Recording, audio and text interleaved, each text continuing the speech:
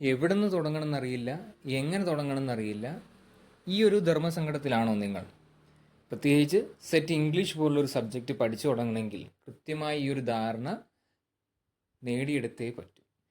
ഹയോൾ ലിറ്റ്ഷർ അക്കാഡമിയുടെ പുതിയൊരു വീഡിയോയിലേക്ക് സ്വാഗതം. ഞാൻ നേരത്തെ പറഞ്ഞ കാര്യം തന്നെയാണ് ഈ ഒരു വീഡിയോയിലൂടെ ഡിസ്കസ് ചെയ്യാനായിട്ട് ആഗ്രഹിക്കുന്നത്. സെറ്റ് എക്സാമിൻ്റെ ഡേറ്റ് വന്നു, ടെൻറ്റേറ്റീവ് ഡേറ്റ് വന്നു. പക്ഷേ പഠിക്കാനാണെങ്കിൽ ഇഷ്ടം പോലെ മെറ്റീരിയൽസ് ഇല്ലെങ്കിൽ പഠിക്കാൻ ഇഷ്ടംപോലെ സാധനങ്ങളുണ്ട് താനും. പക്ഷേ എവിടെ നിന്ന് തുടങ്ങണമെന്നറിയില്ല, എങ്ങനെ തുടങ്ങണമെന്നറിയില്ല. ഇതല്ല ഇപ്പോൾ നിങ്ങൾ പലരെയും അലട്ടുന്ന പ്രധാനപ്പെട്ട പ്രശ്നം. സെറ്റ് അപ്ലിക്കേഷനൊക്കെ വിളിച്ചിരിക്കുന്ന ഈ സമയത്ത് കൃത്യമായി നിങ്ങളുടെ ജൂലൈ മാസം എക്സാം നടക്കാൻ പോവുകയാണ്. ഇനിയും നിങ്ങൾക്ക് മുന്നിൽ 2 മാസം, അതായത് ഒരു 60ഓളം ദിവസങ്ങൾ മുന്നിലുണ്ട്. ഇപ്പോഴെങ്കിലും ഈ ഒരു പ്രശ്നം നിങ്ങൾ മറികടന്നില്ലെങ്കിൽ തീർച്ചയായും നിങ്ങൾക്ക് ഈ ഒരു പ്രാവശ്യത്തെ സെറ്റ് എക്സാം എന്ന് പറഞ്ഞാൽ കുറച്ചധികം ടഫായിരിക്കും. അപ്പോൾ ഈ ഒരു പ്രശ്നത്തെ എങ്ങനെ മറികടക്കാം, എങ്ങനെ ഈ ഒരു പ്രശ്നത്തിൽ നിന്നും പുറത്തു വരാം എന്ന കാര്യത്തെ പറ്റിയിട്ടാണ് ഡിസ്കസ് ചെയ്യാനായിട്ട് ആഗ്രഹിക്കുന്നത്. അതിൽ നമ്മൾ എടുത്തിരിക്കുന്ന വിഷയം എന്ന് പറയുന്നത് സെറ്റ് ഇംഗ്ലീഷാണ്. പ്രത്യേകിച്ച് ലിറ്റ്ഷർ അക്കാഡമി പ്രൊവൈഡ് ചെയ്യുന്ന കോച്ചിങ്ങും നമ്മുടെ ഫാക്കൽറ്റീസ് എല്ലാം ഇംഗ്ലീഷ് ബേസ്ഡ് ആയതുകൊണ്ടാണ് സെറ്റ് ഇംഗ്ലീഷ് എന്ന് പറയുന്ന സബ്ജക്റ്റിനെ മുൻനിർത്തിയിട്ട് ഈ ഒരു പ്രശ്നം എങ്ങനെ ഫേസ് ചെയ്ത് അതിൽ നിന്ന് ഓവർകം ചെയ്ത് വരാം എന്ന കാര്യം. പ്രത്യേകിച്ച് നിങ്ങൾ ആദ്യം ചെയ്യേണ്ട കാര്യം, സെറ്റ് ഇംഗ്ലീഷ് ആസ്പിരൻ്റ് അല്ലെങ്കിൽ അപ്ലിക്കൻ്റ് ആണ് ഇപ്രാവശ്യത്തെ എക്സാം എഴുതാൻ പോകുന്ന ഒരാളാണെങ്കിൽ ആദ്യം ചെയ്യേണ്ട കാര്യം സിലബസിനെ പറ്റി കൃത്യമായ ഒരു ധാരണ ഉണ്ടാകും. പല കുട്ടികളും, നമ്മളിപ്പോൾ കോച്ചിങ് എടുക്കാൻ വരുന്ന പല കുട്ടികൾക്കും ഇങ്ങനൊരു സിലബസ് ഉണ്ടോ, എന്ത് പഠിക്കണം എന്നൊന്നും കൃത്യമായിട്ടൊരു ധാരണയില്ല. നമ്മൾ അവരോടും പറയുന്ന കാര്യം തന്നെയാണ്, ആദ്യം നിങ്ങൾ സിലബസ് ജസ്റ്റ് നിങ്ങൾ റാൻഡംലി എങ്കിലും അറ്റ്ലീസ്റ്റ് ഡൗൺലോഡ് ചെയ്ത് അതിലൂടെ എന്തൊക്കെയാണ് ആ ഒരു 6 യൂണിറ്റുകൾ എത്രയുണ്ട്, അതിലെന്തൊക്കെയാണ്, അതിൽ ഓരോ മൊഡ്യൂളും എങ്ങനെ എന്തിനെ പറ്റിയിട്ടാണ് പറയുന്നതെന്ന് ജസ്റ്റ് നിങ്ങൾക്കൊരു അവബോധം, ഒരു അവെയർനെസ് നിർബന്ധമായിട്ടും ഉണ്ടായിരിക്കണം. ഈ ഒരു അവെയർനെസ് ഇല്ലാതെ ജസ്റ്റ് നമ്മളൊരു അക്കാഡമി ഇല്ലെങ്കിൽ നമ്മളല്ലെങ്കിൽ വേറൊരു അക്കാഡമി തരുന്നത് അതുപോലെ മക്കപ്പ് ചെയ്തുകൊണ്ട് കൃത്യമായി നിങ്ങൾക്കൊരു കാര്യമില്ല. നിങ്ങൾ എന്ത് പഠിക്കുന്നു, എങ്ങനെ പഠിക്കുന്നു, എപ്പോൾ പഠിച്ചു തീരുന്നു, ഈ പ്രധാനപ്പെട്ട ഈ ചോദ്യങ്ങൾക്കുള്ള ഉത്തരം നിങ്ങൾ തന്നെ കണ്ടെത്തിയിരിക്കുന്നു. അപ്പോൾ പ്രധാനമായിട്ടും ആദ്യം നിങ്ങൾ അറിഞ്ഞിരിക്കേണ്ട കാര്യം എന്ന് പറഞ്ഞു കഴിഞ്ഞാൽ സിലബസിനെ പറ്റി ധാരണ ഉണ്ടാവണം. ഈ സിലബസിനെ പറ്റി ധാരണ ഉണ്ടാവുക എന്ന് പറഞ്ഞാൽ ഉദ്ദേശിക്കുന്നത് എന്താണ്? അതായത് നിങ്ങൾ ജസ്റ്റ് നമ്മൾ നോക്കുക, സെറ്റ് ഇംഗ്ലീഷിൻ്റെ സിലബസ് എടുക്കുകയാണ്, 6 യൂണിറ്റുകളാണുള്ളത്. അതിൽ 1, 2, 3 ഈ 3 യൂണിറ്റുകൾക്കൊരു പ്രത്യേകതയാണ്. അത് ജസ്റ്റ് നിങ്ങൾ നോക്കിയ ഒരാൾക്ക് മാത്രമേ അത് മനസ്സിലാവൂ. ഇല്ലെങ്കിൽ ഞാനത് ഇനി സമയം കളയണ്ട, ഞാൻ പറയാം. അതായത് 1, 2, 3 യൂണിറ്റുകളിൽ കൃത്യമായിട്ട് ബ്രിട്ടീഷ് ലിറ്ററേച്ചറാണ് ഫോക്കസ് ചെയ്യുന്നത്. British literature randomly starting from the age of Chaucer to the post modern period. അതായത് ചോസർ എന്ന് പറയപ്പെടുന്ന ജെഫ്രി ചോസർ എന്നായിരിക്കും നിങ്ങൾ പഠിച്ചിട്ടുണ്ടാവും. അപ്പോൾ ആ ചോസറിൻ്റെ ഏജ് മുതൽ പോസ്റ്റ് മോഡേൺ ലിറ്ററേച്ചർ വരെയുള്ള പീരീഡിനെ പ്രധാനമായിട്ടും ഫോക്കസ് ചെയ്യേണ്ട ഏരിയകൾ ആയിട്ട് ഡിവൈഡ് ചെയ്തിട്ടുള്ള 1, 2, 3 യൂണിറ്റുകളാണ് സിലബസിലെ ആദ്യത്തെ സെക്ഷൻ. ഇതാണ്. അപ്പോൾ ബ്രിട്ടീഷ് ലിറ്ററേച്ചറാണ് 6 യൂണിറ്റുകളാണുള്ളത്. അതിൽ 3 യൂണിറ്റുകൾ ബ്രിട്ടീഷ് ലിറ്ററേച്ചറാണെന്ന് പറയുമ്പോൾ ആലോചിച്ച് നോക്കുക, 100%-ൽ 50% കവർ ചെയ്യുന്ന ക്വസ്റ്റ്യൻസ് ഏത് ഭാഗത്തു നിന്നാണ് വരുന്നത്? ബ്രിട്ടീഷ് ലിറ്ററേച്ചർ എന്ന് പറഞ്ഞ സെക്ഷൻ നിന്നാണ്. ഇനി അടുത്ത് നമുക്ക് നോക്കാം, 4ാമത്തെ യൂണിറ്റിൽ എന്തിനെ പറ്റിയിട്ടാണ് ഫോക്കസ് ചെയ്യുന്നത്. 4ാമത്തെ യൂണിറ്റിൽ എന്തിനെ പറ്റിയിട്ടാണ് ഫോക്കസ് ചെയ്യുന്നത് നോക്കിയവർക്ക് ഏകദേശം ഒരു മനസ്സിലാവും. 4ാമത്തെ യൂണിറ്റിലാണ് വേൾഡ് ലിറ്ററേച്ചർ എന്ന് പറഞ്ഞ സെക്ഷൻ. ആലോചിച്ച് നോക്കുക, ബ്രിട്ടീഷ് ലിറ്ററേച്ചർ മാത്രമായിട്ട് 3 യൂണിറ്റും ഒരു ലിറ്ററേച്ചർ, അതായത് ഒരു മൊഡ്യൂൾ ഇല്ലെങ്കിൽ ഒരു യൂണിറ്റ് എന്ന് പറയുന്നത് വേൾഡ് ലിറ്ററേച്ചർ. അപ്പോൾ വേൾഡ് ലിറ്ററേച്ചറിനും ബ്രിട്ടീഷ് ലിറ്ററേച്ചറും നമ്മൾ കമ്പയർ ചെയ്യുമ്പോൾ ഏറ്റവും പ്രാധാന്യം ആർക്ക് തന്നെ കൊടുത്തിരിക്കുന്നത്? ബ്രിട്ടീഷ് ലിറ്ററേച്ചറിനാണ്. വേൾഡ് ലിറ്ററേച്ചറിൽ എന്തൊക്കെ വരുന്നു വെച്ച് കഴിഞ്ഞാൽ, ബ്രിട്ടീഷ് ലിറ്ററേച്ചർ ഒഴികെ വരുന്ന ലോകരാഷ്ട്രങ്ങളിലെ മറ്റ് സാഹിത്യ രചനകളാണ്. പ്രത്യേകിച്ച് നമ്മൾ ഇന്ത്യയെ റെപ്രസെൻ്റ് ചെയ്യുന്ന ഇന്ത്യൻ ലിറ്ററേച്ചർ വരും, Australian literature, African American literature പോലുള്ള ഓരോ രാജ്യത്തിൻ്റെയും തനതായ സാഹിത്യ രചനകളും അവരുടെ രചയിതാക്കളും പിന്നെ അതുമായി ബന്ധപ്പെട്ട അനുബന്ധ വിവരങ്ങളും അടങ്ങുന്ന ഒരു സിലബസ് ഡിവിഷനാണ് യൂണിറ്റ് 4-ൽ തന്നിരിക്കുന്നത്. യൂണിറ്റ് 5-ലേക്ക് വരികയാണെങ്കിൽ ലിംഗ്വിസ്റ്റിക്സ്, ഈ പറയപ്പെടുന്ന ലിംഗ്വിസ്റ്റിക് കോമ്പണൻസ് ഒക്കെ അടങ്ങുന്ന ഒരു യൂണിറ്റാണ് യൂണിറ്റ് 5 എന്ന് പറഞ്ഞാൽ. യൂണിറ്റ് 6-ലേക്ക് വരുമ്പോൾ തിയറി ബേസ്ഡ് പ്ലസ് ഇന്ത്യൻ എസ്തെറ്റിക്സും ക്ലാസിക്സിനൊക്കെ പറ്റി ജസ്റ്റ് ഒരു ചെറിയ രീതിയിൽ മെൻഷൻ ചെയ്യുന്ന ലാസ്റ്റ് യൂണിറ്റ്. അപ്പോൾ ഈ 6 യൂണിറ്റുകൾ കവർ ചെയ്യുന്നതാണ് ഇംഗ്ലീഷിൻ്റെ സെറ്റ് ഇംഗ്ലീഷ് പേപ്പർ 2-ൻ്റെ സിലബസ്. അപ്പോൾ ജസ്റ്റ് നിങ്ങൾക്ക് ആലോചിച്ച് നോക്കുക, ബ്രിട്ടീഷ് ലിറ്ററേച്ചറിൽ നിങ്ങൾക്ക് അത്യാവശ്യം നല്ല പ്രാവീണ്യം ഉണ്ടെങ്കിൽ, പ്രാവീണ്യം മീൻസ് അറ്റ്ലീസ്റ്റ് നിങ്ങൾക്കൊരു അത്യാവശ്യം ഹോൾഡ് ഉണ്ടെങ്കിൽ തീർച്ചയായും സെറ്റ് ഇംഗ്ലീഷ് എന്ന് പറയുന്ന കാര്യത്തെപ്പറ്റി നിങ്ങൾ ടെൻഷൻ അടിക്കേണ്ട കാര്യമില്ല. 50% നിങ്ങൾ ഓൾറെഡി അറിഞ്ഞിരിക്കുന്ന കാര്യമാണ്. പിന്നെ നിങ്ങൾ അറിഞ്ഞിരിക്കേണ്ട പ്രധാനപ്പെട്ട മറ്റൊരു കാര്യം എന്ന് പറഞ്ഞു കഴിഞ്ഞാൽ തിയറിയാണ്. തിയറിയും ബ്രിട്ടീഷ് ലിറ്ററേച്ചർ ഉണ്ടെങ്കിൽ സാധാരണ എന്തുകൊണ്ടാണ് അങ്ങനെ ഹോൾഡ് ഉണ്ടാവണമെന്ന് പറയാൻ കാരണം, ഇല്ല ഉണ്ടാവാൻ ചാൻസ് ഉണ്ടെന്ന് പറയാൻ കാരണം നിങ്ങൾ ഡിഗ്രി കഴിഞ്ഞവരാണ്, PG കഴിഞ്ഞവരുമാണ്. അപ്പോൾ BEd BEdൽ നിങ്ങൾ അത്രത്തോളം സബ്ജക്റ്റ് മാറ്റേഴ്സ് പഠിക്കുന്നില്ല. അപ്പോൾ ഈ പറഞ്ഞ PG പ്ലസ് ഡിഗ്രി അത്യാവശ്യം നന്നായിട്ട് പഠിക്കുന്ന ഒരു കുട്ടിയാണെങ്കിൽ തീർച്ചയായും ബ്രിട്ടീഷ് ലിറ്ററേച്ചറിലും ഈ തിയറിയിലും അത്യാവശ്യം ഹോൾഡ് സാധാരണ രീതിയിൽ ഉണ്ടാവാം. ഇപ്പോൾ ഇൻ കേസ് നിങ്ങൾക്ക് അതില്ലെങ്കിൽ ഇതുപോലെ നമ്മളിപ്പോഴുള്ള അക്കാഡമികളിലൂടെ എന്തെങ്കിലും ചെറിയ രീതിയിലുള്ള കോച്ചിങ് എടുക്കുകയാണെങ്കിൽ പോലും കൃത്യമായൊരു ഒരു ഗൈഡൻസിലൂടെ മുന്നോട്ട് പോകാനായിട്ട് പറ്റും. അപ്പോൾ ജസ്റ്റ് നമ്മൾ പറയുന്നത് വെച്ചാൽ സെൽഫ് സ്റ്റഡി എങ്ങനെ ചെയ്യാമെന്നുള്ള രീതിയിലാണ് നമ്മൾ പറയുന്നത്. ഓൾറെഡി നമ്മളെ കോച്ചിങ്ങിൽ ജോയിൻ ചെയ്യുകയാണ്, പിന്നെ നിങ്ങൾ ഇതിനെപ്പറ്റി ഒന്നും ആലോചിക്കേണ്ട കാര്യമില്ല. തരുന്ന മെറ്റീരിയൽസ് ഈ സിലബസിനെ പറ്റി ഒരു ധാരണ ഉണ്ടാക്കിയതിന് ശേഷം കൃത്യമായ ടൈം ടേബിൾ ഉപയോഗിച്ച് നമ്മൾ കൊടുക്കുന്ന ടൈം ടേബിളിനനുസരിച്ച് പഠിക്കുക, മോക്ക് എക്സാം എഴുതുക, മോഡൽ എക്സാം നോക്കുക, എഴുതുക, പ്രാക്ടീസ് ചെയ്യുക, previous year question paper practice ചെയ്യുക, പരീക്ഷയ്ക്ക് പോവുക, ഷുവറായിട്ടും ജയിക്കുക. ഇതാണ് കോച്ചിങ് എടുക്കുന്ന വിദ്യാർത്ഥിയെ സംബന്ധിച്ചിടത്തോളം ഉള്ളൊരു സൈഡും. പക്ഷെ നിങ്ങളെ പറ്റി ഇപ്പം ഞാൻ പറയുന്നത് സെൽഫ് സ്റ്റഡി, ഇപ്പോൾ ഇൻ കേസ് ഫിനാൻഷ്യൽ ബ്രേക്കപ്പ് ഇല്ലെങ്കിൽ, വലിയ സാമ്പത്തികമായിട്ടുള്ളൊരു സ്രോതസ് നിങ്ങൾക്ക് കണ്ടെത്താൻ പറ്റുന്നില്ലെങ്കിൽ പോലും ആ കുട്ടികളും വിഷമിക്കേണ്ട. അവരെങ്ങനെ തുടങ്ങണമെന്ന് വെച്ച് കാര്യമാണ് ഞാനിപ്പോൾ പറഞ്ഞിരിക്കുന്നത്. ഇപ്പോൾ നിങ്ങൾക്ക് കൃത്യമായിട്ട് സെറ്റ് ഇംഗ്ലീഷ് എന്ന് പറഞ്ഞ സിലബസിനെ ഡിവൈഡ് ചെയ്തിരിക്കുകയാണ്. 3 ഫസ്റ്റ് യൂണിറ്റുകൾ ബ്രിട്ടീഷ് ലിറ്ററേച്ചറിനെ, 4ാമത്തെ യൂണിറ്റ് വേൾഡ് ലിറ്ററേച്ചറിനെയും, 5ാമത്തെ ലിംഗ്വിസ്റ്റിക്സിനെ, 6ാമത്തത് തിയറീനെയും പറ്റിയിട്ടാണ്. അപ്പോൾ നിങ്ങൾ ആദ്യം മനസ്സിലാക്കുന്നത് ഇതിൽ ഏതാണ് നിങ്ങളുടെ ഹോൾഡ് ഏരിയ.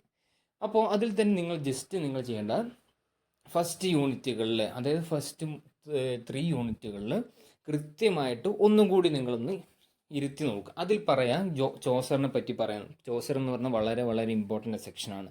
അങ്ങനെ പിന്നെ റൊമാൻറ്റിക് ഏജ്, വിക്ടോറിയൻ ഏജ്, അതോടൊപ്പം അതിന് മുമ്പൊക്കെ വരുന്ന നിയോ ക്ലാസിക്കൽ ഏജ് ഉണ്ട്, എലിസബത്തൻ പീരീഡും, പിന്നെ ഈ പറയപ്പെടുന്ന കുറച്ച് ഡ്രാമാറ്റിസ്റ്റ്, ഈ അങ്ങനെ ഓരോ യൂണിറ്റുകളിലും കൃത്യമായിട്ട് ഞാൻ എന്തുകൊണ്ടാണ് പറയുന്നത് വെച്ചാൽ 60 ദിവസങ്ങളുണ്ട്. ആ 60 ദിവസങ്ങളിൽ കംപ്ലീറ്റ് വേണ്ടതും വേണ്ടാത്തതും എല്ലാം പഠിക്കാൻ ഇനി സമയമില്ല. അപ്പോൾ അതിൽ നിങ്ങൾക്ക് ഈ കുറഞ്ഞ സമയം കൊണ്ട് കൃത്യമായിട്ട് ആവശ്യമുള്ള ഫോക്കൽ ഏരിയ അല്ലെങ്കിൽ ഫോക്കസ് ഏരിയ മനസ്സിലാക്കി വേണം ഇനിയുള്ള സമയം പഠിക്കാൻ.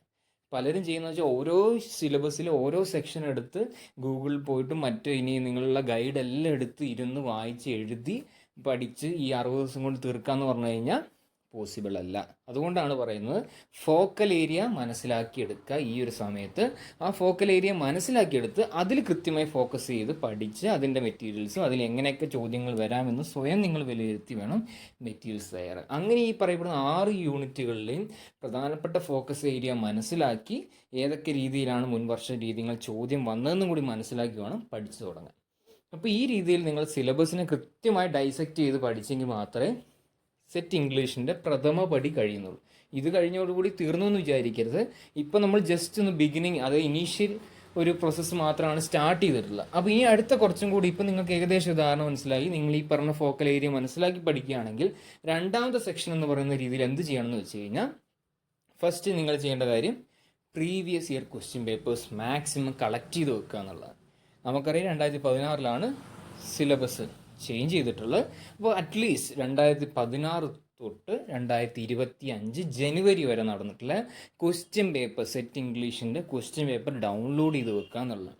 2ാമത്തെ അതിൽ തന്നെ പ്രീവിയസ് ഇയർ ക്വസ്റ്റ്യൻ പേപ്പർ എന്ന സെക്ഷനിൽ ചെയ്യേണ്ട കാര്യം, ഈ കളക്ട് ചെയ്ത് വന്ന പേപ്പർ നിങ്ങൾ ഇതിനു മുമ്പ് നിങ്ങൾ പഠിച്ച ബേസിക് അവയർനെസ് സിലബസിൽ നിന്ന് ഉണ്ടാക്കി പഠിച്ചിട്ടുള്ള മെറ്റീരിയൽസ് ഉപയോഗിച്ച് സ്വയമേ വർക്കൗട്ട് ചെയ്യാണ്. സ്വയമേ വർക്കൗട്ട് ചെയ്യാന്ന് പറഞ്ഞാൽ കൃത്യം ഒരു ദിവസം 2 മണിക്കൂർ മാറ്റി വെച്ച് ഓരോ ക്വസ്റ്റ്യൻ പേപ്പർ ഇരുന്ന് സ്വയം വേറെ ഒരു ആൻസർ കീ നോക്കാതെ സ്വന്തമായിട്ട് നിങ്ങൾ ഇരുന്ന് വർക്കൗട്ട് ചെയ്യാന്നുള്ളത്.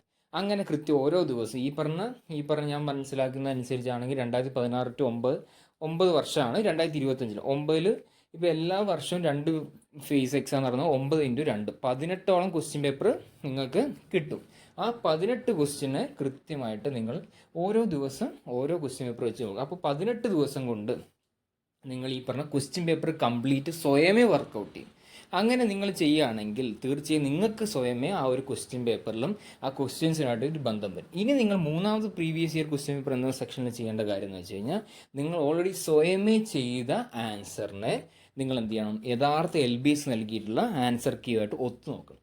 കാരണം നിങ്ങൾ എന്താണ് കൊടുത്തത്, നിങ്ങൾ കൊടുത്ത ആൻസർ ശരിയാണോ എന്ന് നിങ്ങൾക്ക് അറിയേണ്ടത്. ചിലപ്പോൾ നിങ്ങൾ തെറ്റ് തന്നെ പഠിച്ച് പോയിട്ട് കാര്യമില്ല. അപ്പോൾ അതിന് ചെയ്യേണ്ടതാണ് LBSൻ്റെ ആൻസർ കീ ആയിട്ട് ഒത്തു നോക്കുക. അപ്പോൾ നിങ്ങൾക്ക് കൃത്യമായി മനസ്സിലാവും ഞാൻ എത്രത്തോളം മാർക്ക് സ്കോർ ചെയ്തു. പ്രത്യേകിച്ച് 2 മണിക്കൂർ എക്സാം എന്ന രീതിയിൽ തന്നെ ഓരോ ദിവസവും ചെയ്യുകയാണെങ്കിൽ നിങ്ങൾക്ക് ടൈമിംഗ് ഇഷ്യൂസ് മാറ്റാം. കൃത്യമായി ബബിൾ ചെയ്യുന്ന രീതികൾ കൃത്യമായിട്ട് ആ ഒരു ടൈം ലാഗൊക്കെ സ്വയമേ മാറ്റിയെടുക്കാൻ പറ്റും. അപ്പോൾ നിർബന്ധമായിട്ട് ഈ രീതിയിൽ നിങ്ങൾ ചെയ്യുകയാണെങ്കിൽ ഫസ്റ്റ് മെത്തേഡ് എന്ന് പറഞ്ഞാൽ സിലബസിനെ കൃത്യമായിട്ട് മനസ്സിലാക്കി ഏതാണ് ഫോക്കൽ ഏരിയ എന്ന് മനസ്സിലാക്കി പഠിക്കുക എന്നുള്ളതാണ് ഫസ്റ്റ് ഏരിയ. അത് പഠിച്ച് അതിൽ നിന്നുണ്ടാക്കിയെടുത്ത ഒരു മിനിമം നോളജ് ഉപയോഗിച്ച് നിങ്ങൾ സ്വയമേ 18 ക്വസ്റ്റ്യൻ പേപ്പർ മിനിമം എന്ത് ചെയ്യുക, 2016 തൊട്ടാണ് നമ്മൾ പറഞ്ഞിരിക്കുന്നത്. ഇതാണ് റീസെൻ്റ് ആയിട്ടുള്ള ഈ സിലബസിനെ ബേസ് ചെയ്തിട്ടുള്ള ക്വസ്റ്റ്യൻ പേപ്പർ. അപ്പോൾ 18 ക്വസ്റ്റ്യൻ പേപ്പർ ഇല്ലെങ്കിൽ നിങ്ങൾ വേണ്ട ഒരു 10 അറ്റ്ലീസ്റ്റ് നിങ്ങൾ ക്വസ്റ്റ്യൻ പേപ്പർ സ്വയം വർക്കൗട്ട് ചെയ്യുക. എന്നിട്ട് സ്വയം വർക്കൗട്ട് ചെയ്തതിന് ശേഷം നിങ്ങൾ എന്ത് ചെയ്യണം, യഥാർത്ഥ LBSൻ്റെ ആൻസർ കീ ആയിട്ട് ഒത്തു നോക്കുക. അപ്പോൾ നിങ്ങൾക്ക് മനസ്സിലായി ഞാൻ എത്രത്തോളം മാർക്ക് സ്കോർ ചെയ്യുന്നുണ്ട്, ഒരു ഡെവലപ്മെൻറ്റ് കാണുന്നുണ്ടോ സ്വയം വിലയിരുത്തുക. അങ്ങനെ മാക്സിമം ക്വസ്റ്റ്യൻസ് പ്രാക്ടീസ് ചെയ്യുക എന്നുള്ളതാണ് രണ്ടാമത്തെ ഘട്ടം. മൂന്നാമത്തെ ഘട്ടം എന്ന് പറഞ്ഞാൽ റിവിഷൻ. റിവിഷൻ എന്ന് പറഞ്ഞു കഴിഞ്ഞാൽ നിങ്ങൾ ആദ്യം പഠിച്ചു കഴിഞ്ഞു, ക്വസ്റ്റ്യൻ പേപ്പർ പ്രാക്ടീസ് ചെയ്തു, മറക്കുക. ഇതല്ല നിങ്ങളുടെ മെത്തേഡ്. ഇങ്ങനെ ചെയ്ത് കഴിഞ്ഞാൽ നിങ്ങളുടെ എക്സാമിന് സമയമാകുമ്പോൾ നിങ്ങൾ എന്താണ് ആദ്യം ഇത്രയും സമയം ചെയ്തത് എല്ലാം മറന്നിട്ടുണ്ടാവും. പലരും പല കോച്ചിങ് എടുത്ത പല കുട്ടികളും ചെയ്യുന്ന കാര്യം വലിയ തെറ്റാണിത്. എല്ലാം നമ്മൾ മെറ്റീരിയൽ എല്ലാം വേണ്ടതെല്ലാം പഠിപ്പിച്ചും എല്ലാം കൊടുത്തു കഴിഞ്ഞ ശേഷം ഇവർ ചെയ്യുന്ന കാര്യം ആ ഒറ്റ പ്രാവശ്യം ഇരുന്ന് വായിച്ചു പോകും. പരീക്ഷയുടെ ഹാളിലെത്തുമ്പോൾ തോന്നും അയ്യോ ഇത് ഈ ആൻസർ അല്ലേ, ഇല്ലെങ്കിൽ അതല്ലേ. കാരണം എന്തുകൊണ്ടാണ്, കൃത്യമായിട്ട് അവർ പഠിച്ച കാര്യം വീണ്ടും വീണ്ടും പ്രാക്ടീസ് ചെയ്തിട്ടില്ല, ഇല്ലെങ്കിൽ റിവിഷൻ ചെയ്തിട്ടില്ല. ആ ഒരു ഇഷ്യൂ ആദ്യമേ മാറ്റണം. അപ്പോൾ മൂന്നാമത്തെ പ്രധാനപ്പെട്ട പ്രശ്നം സെറ്റ് ഇംഗ്ലീഷ് എന്ന് പറഞ്ഞാൽ ക്വാളിഫൈ ചെയ്തെടുക്കണമെങ്കിൽ നിർബന്ധമായിട്ട് അറിഞ്ഞിരിക്കേണ്ട കാര്യം, ചെയ്യേണ്ട കാര്യം എന്ന് പറഞ്ഞാൽ റിവിഷനാണ്. നിങ്ങൾ എന്തൊക്കെ ഇപ്പോൾ ഒരു അറ്റ്ലീസ്റ്റ് ഒരു പോർഷൻ മാത്രമേ കവർ ചെയ്തിട്ടില്ലെങ്കിൽ ഓക്കെ, ആ ഒരു പോർഷനെ പറ്റി എന്ത് ചോദിച്ചു കഴിഞ്ഞാലും നിങ്ങൾക്ക് അതിൽ നിന്നുള്ള ചോദ്യത്തിന് ആൻസർ കൊടുക്കാൻ പറ്റിയിരിക്കണം. അതിനെന്ത് ചെയ്യണം, ആ പോർഷൻസ് പഠിച്ചാൽ എന്താണ് അത് വീണ്ടും വീണ്ടും റിവിഷൻ ചെയ്തിരിക്കണം. നിങ്ങൾ എങ്ങനെയൊക്കെ എന്താ പറയുക സംശയം ഉണ്ടാക്കുന്ന രീതിയിൽ ചോദ്യം ഇട്ടാൽ പോലും അതിൻ്റെ കറക്റ്റ് ആൻസർ നിങ്ങൾ തെറ്റിക്കില്ല എന്ന് ഉറപ്പ് വരണമെങ്കിൽ റിവിഷൻ നിർബന്ധമാണ്. So revision is necessary. അപ്പോൾ ഈ 3 ഫാക്ടേഴ്സ് നിർബന്ധമായിട്ട് ചെയ്യുകയാണെങ്കിൽ ഏതൊരു സെൽഫ് സ്റ്റഡി ചെയ്യുന്ന കുട്ടിക്ക് പോലും സെറ്റ് ഇംഗ്ലീഷ് എന്ന് പറയുന്ന കോച്ചിങ് എന്ന് സെറ്റ് ഇംഗ്ലീഷ് എന്ന് പറഞ്ഞ ക്വാളിഫിക്കേഷൻ അത്രത്തോളം വിദൂരമല്ല. കൃത്യമായിട്ടും ഈ 60 ദിവസം ഞാൻ ഈ പറഞ്ഞ മെത്തേഡ് ഫോക്കസ് ചെയ്ത് പഠിക്കുകയാണെങ്കിൽ തീർച്ചയായും നിങ്ങൾക്ക് ക്വാളിഫൈ ചെയ്യാൻ പറ്റുന്നതാണ്. ഇൻ കേസ് നിങ്ങൾക്ക് ഇനി ഇത്രയും പറ്റുന്നില്ല, അതായത് എന്താ ഇനിയൊരു സെൽഫ് സ്റ്റഡിക്ക് സ്കോപ്പില്ല, ഞാൻ ഇനി സ്വയം പഠിച്ചു കഴിഞ്ഞ് സമയം കുറേ ഡീവിയേഷൻ വരും, ആദ്യത്തെ ദിവസം മാത്രം ഇരിക്കും, രണ്ടാമത്തെ ദിവസം വീണ്ടും ഇൻസ്റ്റാഗ്രാമും വാട്സപ്പിലെയും നോട്ടിഫിക്കേഷനൊക്കെ നോക്കി പോകാനാണ് ചാൻസ് എന്ന് നിങ്ങൾക്ക് സ്വയം വിലയിരുത്തുകയാണെങ്കിൽ തീർച്ചയായും നിങ്ങൾ ഇനി ഒരു റിസ്ക് എടുക്കണ്ട. കാരണം സെറ്റ് ഇംഗ്ലീഷ് ആണ് നിങ്ങളുടെ സബ്ജക്റ്റ് എങ്കിൽ തീർച്ചയായും നമ്മുടെ ഒരു അക്കാഡമിയെ നിങ്ങൾക്ക് ഫോളോ ചെയ്യാവുന്നതാണ്. കൃത്യമായി ഈ പറഞ്ഞ എന്ത് പഠിക്കണം, എങ്ങനെ പഠിക്കണം എന്നെല്ലാം കൃത്യം നമ്മൾ തന്നെ പറഞ്ഞുതരും. അതൊന്ന് കൃത്യമായിട്ട് ഈ ഒരു 60 ദിവസം നിങ്ങളൊന്ന് ഫോളോ ചെയ്താൽ മാത്രം മതി. തീർച്ചയായിട്ടും ഈ പറഞ്ഞ മെറ്റീരിയൽസും പ്രീവിയസ് ഇയർ ക്വസ്റ്റ്യൻ പേപ്പറും മോഡൽ എക്സാമും യൂണിറ്റ് വൈസ് മോക്ക് എക്സാമും ഫോക്കൽ ഏരിയയും മെറ്റീരിയൽസും PDF മെറ്റീരിയൽസും ക്ലാസ്സുകളും എല്ലാം നമ്മൾ കൊടുക്കുന്നുണ്ട്. അതും ഈ പറയപ്പെടുന്ന നമ്മൾ ഇതിനു മുമ്പുള്ള വീഡിയോകൾ ചെയ്ത ആ ഒരു വളരെ കുറഞ്ഞ ഫീസ് നിരക്ക്. അപ്പോൾ നിങ്ങൾക്ക് എന്തെങ്കിലും അങ്ങനെ ഒരു സഹായം വേണമെങ്കിൽ പോലും നിങ്ങൾക്ക് അതിനുള്ളൊരു ഓപ്ഷൻസ് ഇപ്പോഴും ഉണ്ട്. നമ്മൾ പ്രത്യേകിച്ച് ഇങ്ങനെ ഒരു ബാച്ച് നമ്മൾ എത്രയും പെട്ടെന്ന് സ്റ്റാർട്ട് ചെയ്യാനായിട്ട് പോവുകയാണ്. ഈ ഒരാഴ്ച തന്നെ ഈ ഒരു ബാച്ചിൽ നിന്നുള്ള, അതായത് ഇപ്പോൾ ഈ 60 ദിവസത്തേക്ക് വേണ്ടിയിട്ടുള്ള ഒരു ബാച്ച് നമ്മൾ സ്റ്റാർട്ട് ചെയ്യാനായിട്ട് പോവുകയാണ്. താല്പര്യമുണ്ടെങ്കിൽ ഈ ഒരു അവസരം ഉപയോഗിക്കാം. സോ ഇന്നത്തെ വീഡിയോയിലൂടെ പറഞ്ഞ കാര്യം കുറച്ചധികം ക്ലിയർ ആയി എന്ന് വിചാരിക്കുന്നു. So bye all of U.